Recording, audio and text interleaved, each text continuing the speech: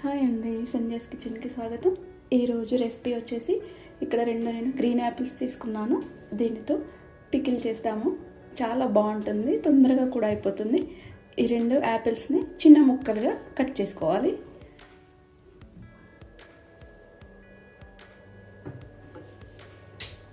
ఇందులో ఉన్న ఈ గింజలన్నీ కూడా తీసేయాలి.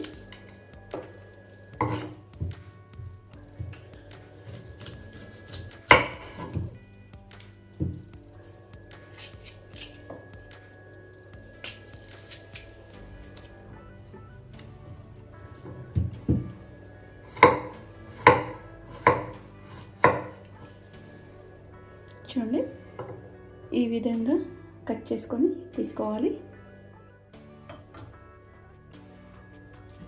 అన్నీ కూడా ఈ విధంగా కట్ చేసుకొని తీసుకోవాలి. ఇప్పుడు పాన్ పెట్టుకుందాము. ఇప్పుడు పాన్ పెట్టుకున్న తర్వాత ఒక హాఫ్ కప్ వరకు ఆయిల్ వేసుకుందాము.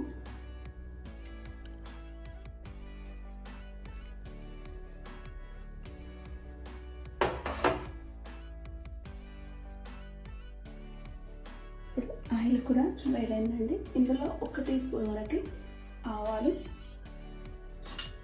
అలాగే 1 teaspoon, half teaspoon వరకు మెంతులు వేసుకోవాలి.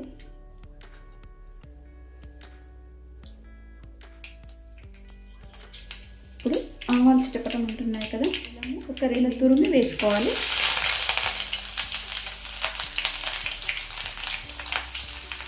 అలాగే వెల్లుల్లిపాయలు కూడా ఒక పావు కప్పు వరకు ఇలా ఒలిచేసి చిన్న ముక్కలుగా చేసి వేసుకోవాలి.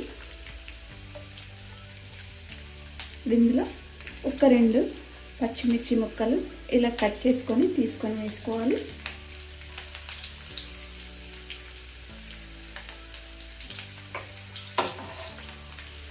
ఇది కొంచెం కలర్ వచ్చే వరకు వేయించుకోవాలి.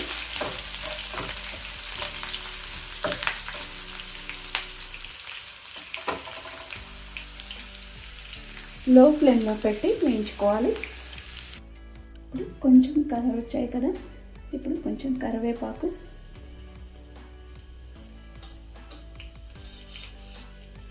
ఇందులో 1/2 స్పూన్ పసుపు,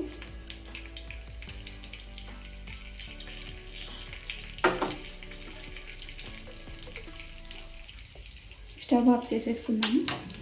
స్టవ్ అందులో ఒక 3 టేబుల్ స్పూన్స్ వరకు కారం వేసుకున్నాము.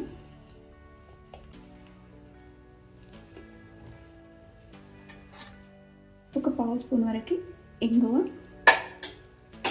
ఇదంతా వేసుకొని ఒకసారి కలిపేసుకోవాలి. ఇలా స్టవ్ ఆఫ్ చేసుకోవడం వల్ల కారం అనేది మాడకుండా ఉంటుంది. ఇప్పుడు ఇందులో మనం ముందుగా కట్ చేసిన ముక్కలని ఇందులో వేసేసుకున్నాము.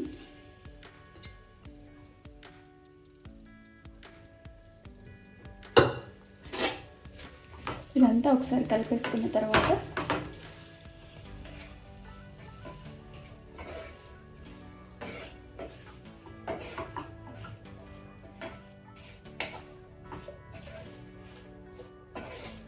ఇలా మొత్తం కూడా మిక్స్ అయ్యే విధంగా కలిపేసుకోవాలి.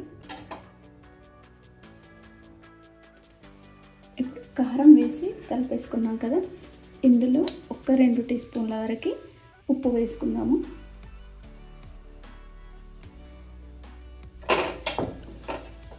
ఇదంతా ఒకసారి ఇలా కలిపేసుకొని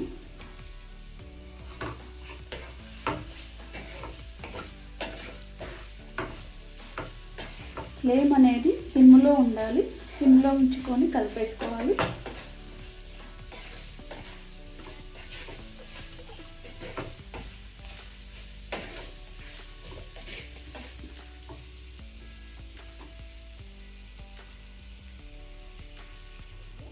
ఒక 5 టేబుల్ స్పూన్స్ ఆఫ్ వెనిగర్ వేసుకొని కలిపేసుకుందాము.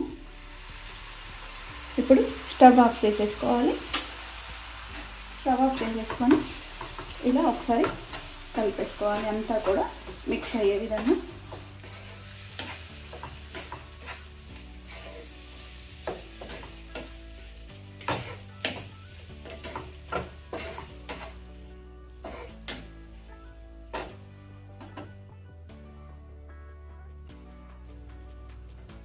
ఇదంతా ఇలా ఒకసారి కలిపేసుకొని స్టవ్ ఆఫ్ చేసేసుకున్నాం కదా.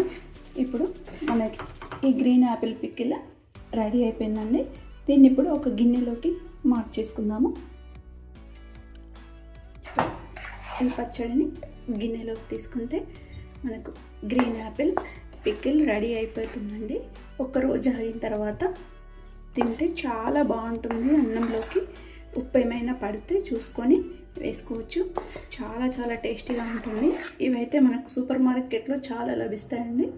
చాలా సింపుల్గా ఈజీగా ఇలా పెట్టేసుకోవచ్చు. ఒక 5-6 రోజులు ఫ్రెష్గా ఉంటుంది.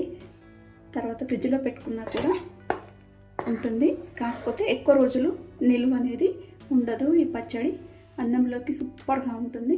మీరు కూడా ఒకసారి ఈ రెసిపీని ట్రై చేయండి. అలాగే లైక్ చేయండి, షేర్ చేయండి, నా ఛానల్ని సబ్స్క్రైబ్ చేయండి. Thanks for watching.